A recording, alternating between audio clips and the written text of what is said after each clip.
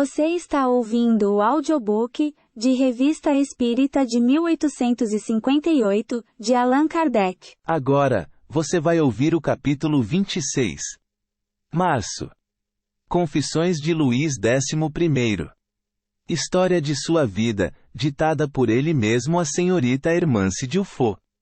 Da Março. História de sua vida, ditada por ele mesmo à senhorita Hermance de Ufot, falando da história de Joana d'Arc ditada por ela mesma, e propondo-nos a citar várias passagens, dissemos que a senhorita de Ufot havia escrito da mesma forma a história de Luís XI.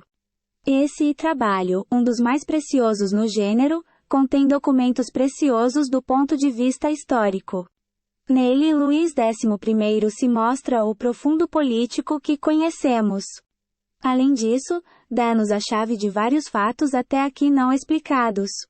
Do ponto de vista espírita, é uma das mais curiosas mostras de trabalhos de fôlego produzidos pelos espíritos.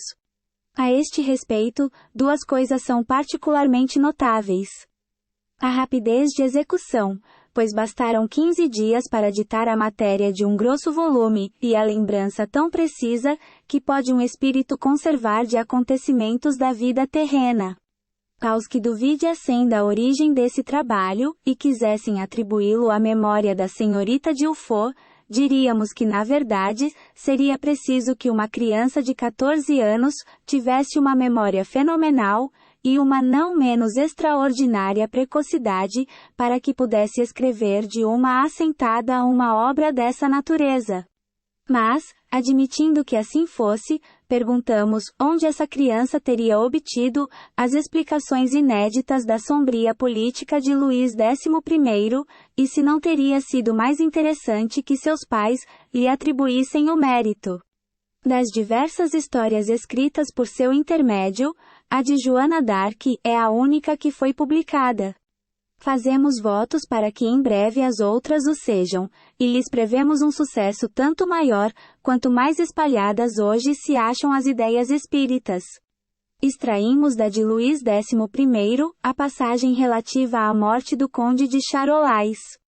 Os historiadores, ante o fato histórico de que Luís XI deu ao conde de Charolais o governo geral da Normandia, confessam que não compreendem como um rei, que era tão grande político, teria cometido tamanho erro. 15.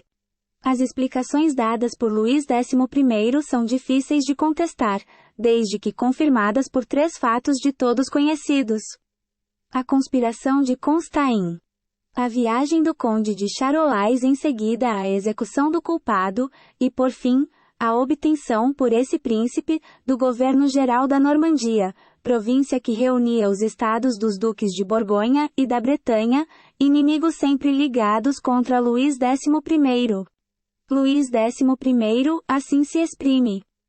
O conde do Charolais foi gratificado com o governo geral da Normandia e uma pensão de 36.000 libras. Era uma imprudência muito grande aumentar desse modo o poder da Casa de Borgonha. Embora essa digressão nos afaste do encadeamento dos negócios da Inglaterra, penso que é meu dever aqui explicar os motivos que me levaram a proceder desse modo. Pouco depois de seu regresso aos Países Baixos, o duque Filipe de Borgonha tinha caído gravemente enfermo. O conde de Charolais amava realmente seu pai, apesar dos desgostos que ele lhe havia causado. É certo que seu caráter fogoso e impulsivo, e sobretudo minhas pérfidas insinuações, poderiam desculpá-lo. Tratou-o com perfeita afeição filial, e dia e noite, não se arredava de seu leito. A crise do velho duque me levara a sérias reflexões. Eu odiava o conde, e pensava que tudo devia temer de sua parte.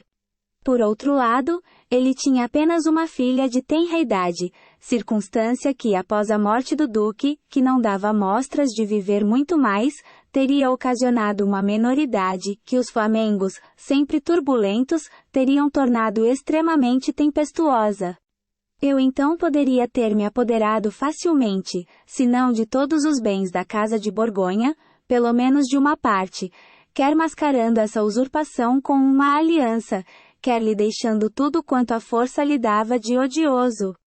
Havia mais razões do que era preciso para mandar envenenar o conde de Charolais. Além do mais, a ideia de um crime não mais me espantava. Consegui seduzir o despenseiro do príncipe, Jean Constantin. A Itália era uma espécie de laboratório dos envenenadores. Foi para lá que Constantin mandou Jean de Vie, que havia seduzido mediante uma soma considerável, e que lhe seria paga ao regressar. De Vie quis saber a quem se destinava o veneno. O despenseiro teve a imprudência de confessar que era para o conde de Charolais. Depois de se desincumbir de sua tarefa, De Vie apresentou-se para receber a soma combinada, mas em vez de LH a pagar, Constantin o cobriu de injúrias. Furioso com a recepção, De Vie jurou vingar-se. Foi ao conde de Charolais, e contou-lhe tudo quanto sabia. Constantin foi preso, e conduzido ao castelo de Ripemonde. O medo de 15 histoire de France, por Velle e continuadores. Ser torturado levou-o a confessar tudo, salvo a minha cumplicidade, esperando talvez que eu intercedesse em seu favor. Já se achava no alto da torre, local designado para o suplício, e já se preparavam para decapitá-lo, quando manifestou desejo de falar ao conde. Contou-lhe então o papel que eu havia desempenhado nessa tentativa. A despeito do espanto e da cólera que experimentou, o conde de Charolais calou-se e os presentes apenas puderam fazer vagas conjecturas, baseadas nos movimentos de surpresa provocados pelos relatos. Apesar da importância dessa revelação, Constantin foi decapitado e seus bens foram confiscados, mas entregues à família pelo Duque de Borgonha. Seu delator teve a mesma sorte, devida em parte à imprudência de uma resposta dada ao príncipe de Borgonha. Este lhe havia perguntado se, caso a soma prometida lhe tivesse sido paga, ele teria denunciado o complô. Ele teve a inconcebível temeridade de responder que não. Quando o conde veio a Tours, pediu-me uma entrevista particular. Nela deixou extravasar todo o seu furor, e encheu-me de censuras. Acalmei-o dando-lhe o governo-geral da Normandia, e a pensão de 36.000 libras. O governo-geral não passou de um título decorativo, e da pensão ele recebeu apenas a primeira parte.